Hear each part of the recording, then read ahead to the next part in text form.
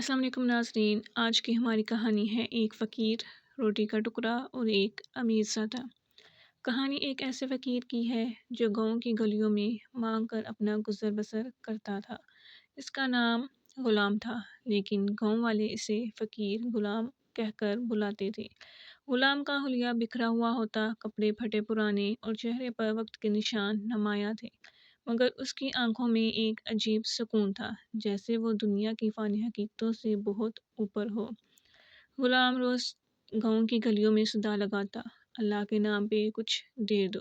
کبھی اسے ایک وقت کا کھانا مل جاتا اور کبھی بھوکے پیٹ گزارنی پڑتی، لیکن وہ کبھی شکوہ نہ کرتا۔ اس کا یقین تھا کہ اللہ اس کی ضروریات پوری کرے گا، چاہے دیر ہی کیوں نہ ہو، لیکن اس کی ضروریات پوری ہوں گی۔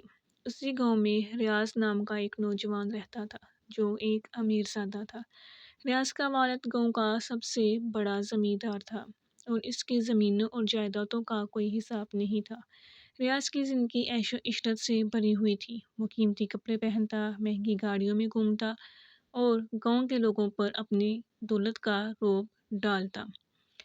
ریاض کو اپنی دولت پر بہت غرور تھا اور وہ کبھی کسی غریب یا محتاج کی مدد نہیں کرتا تھا۔ اس کا ماننا تھا کہ غریب لوگ اپنی قسمت کے خود ذمہ دار ہیں اور وہ ان کی حالت بدلنے کے لیے کچھ نہیں کر سکتا۔ ایک دن ایسا ہوا کہ غلام گاؤں کی گلی میں صدا لگا رہا تھا، اللہ کے نام پر کچھ دے دو۔ ریاض اپنے محل نما گھر کے سامنے کھڑا یہ منظر دیکھ رہا تھا۔ وہ غلام کی حالت پر ہنسا اور اپنے خادم سے کہا، یہ لوگ اپنی حالت بدلنے کے لیے کچھ نہیں کرتے، بس دوسروں کے ٹکڑوں پر پلتے ہیں۔ ریاض نے غلام کو بلایا اور طنزیہ لہجے میں کہا، فقیر غلام، تم روز مانگتے ہو، کبھی سوچا ہے کہ محنت کر کے خود کما سکتے ہو؟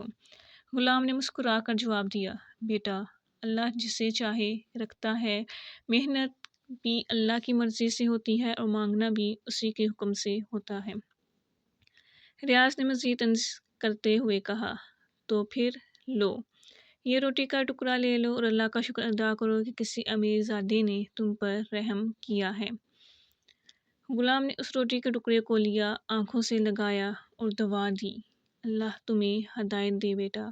یہ روٹی کا ٹکڑا میرے لیے صرف کھانے کی چیز نہیں، بلکہ اللہ کی طرف سے ایک آزمائش بھی ہے۔ ریاض نے ہنستے ہوئے کہا، آزمائش؟ یہ تمہاری آزمائش ہے یا میری؟ غلام نے کہا، تم سمجھ نہیں سکتے، لیکن یاد رکھو، آزمائش ہمیشہ مال اور غرور میں زیادہ ہوتی ہے۔ اسی شام ریاض کے والد کو ایک سخت بیماری نے گھیر لیا۔ تمام علاج کرانے کے باوجود ان کی حالت بہتر نہ ہوئی۔ ڈاکٹروں نے کہا کہ ان کے بچنے کی امید بہت کم ہے۔ ریاض پہلی بار اپنی بے بسی محسوس کر رہا تھا۔ دولت کے انبار کے باوجود وہ اپنے والد کو ٹھیک نہیں کروا پا رہا تھا۔ غلام نے یہ خبر سنی تو ریاض کے گھر پہنچا۔ اس نے ریاض سے کہا، بیٹا، کبھی کسی فقیر کی دعا کی طاقت پر یقین کرو، اللہ کے نیک بندے ہمیشہ مدد کے لیے تیار ہوتے ہیں، بس دل میں غرور نہ ہو اور دل صاف ہو۔ ریاض نے جھجکتے ہوئے کہا، کیا تم میرے والد کے لیے دعا کر سکتے ہو؟ غلام نے مسکرا کر کہا، میں دعا کروں گا، لیکن تمہیں بھی اپنے دل کو صاف کرنا ہوگا، لوگوں کی مدد کرو اور اللہ سے معافی مانگو۔ تو اس کے بعد ہم لوگ کیا دیکھتے ہیں، غلام نے دل سے دعا کی اور ریاض نے پہلی بار اپنی زندگی میں اللہ کے آگے عاجزی دکھائی۔ اس نے گاؤں کے غریب لوگوں کی مدد کرنے کا فیصلہ کیا۔ کچھ دنوں کے بعد ریاض کے والد کی طبیعت معجزانہ طور پر بہتر ہونے لگی۔ ڈاکٹروں نے کہا کہ یہ کسی کرامت سے کم نہیں۔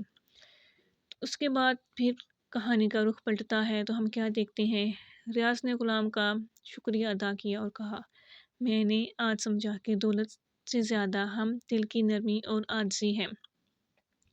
غلام نے جواب دیا، بیٹا، اللہ تمہیں یہ دولت آزمائش کے لیے دی ہے، نہ کہ غرور کے لیے۔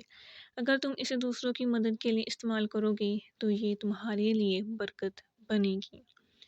تو ناظرین، اس کے بعد ریاض نے اپنی زندگی بدل دی۔ وہ گاؤں کے غریبوں کی مدد کرنے لگا اور اپنے والد کی زمینوں کا ایک حصہ فاحش کاموں کے لیے وقف کر دیا۔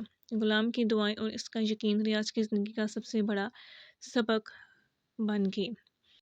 تو ناظرین، یہ کہانی ہمیں سکھاتی ہے کہ دولت اور غرور ہمیں کہیں نہیں لے کر جاتے، بلکہ عاجزی، دعائیں اور دوسروں کی مدد کرنا ہی اصل کامیابی ہے۔ اللہ ہر شخص کو اس کے عمل کے مطابق آزماتا ہے، اور اصل کامیابی وہی ہے جو اللہ کی رضا میں ہو۔